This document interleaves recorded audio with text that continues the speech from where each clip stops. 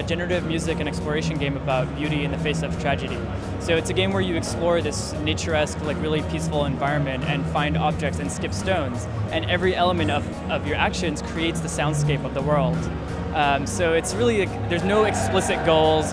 There is a narrative, but it's sort of in the background. It's really abstract, and it's really up to you. And what you feel like putting into the game is what you get out of it. So if you really enjoy the story elements, you can try to explore and try to piece that together. If you enjoy the sounds of skipping stones, that's okay too, and you can just skip stones and zone out and kind of go into this Zen mode. About a year ago, I went through two really traumatic and depressing experiences. One, a very close friend of mine took his own life, and another was a breakup, who subsequently we got back together, and that's the writer who's been writing the poetry for the game. But those experiences left me really depressed, and I took a walk up a mountain in Montreal called Mount Royal, and I was really struck by the whole beauty of it all, like this really peaceful nature-esque place. There wasn't anyone else on the mountain, so I was by myself.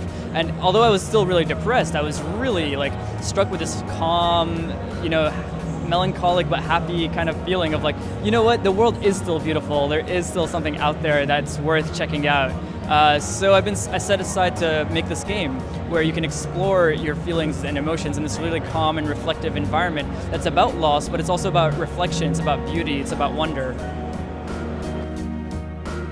We're 4 people who are developing the core game. It's myself, sound designer, programmer, and artist, and we have also a writer who does the poetry for the game.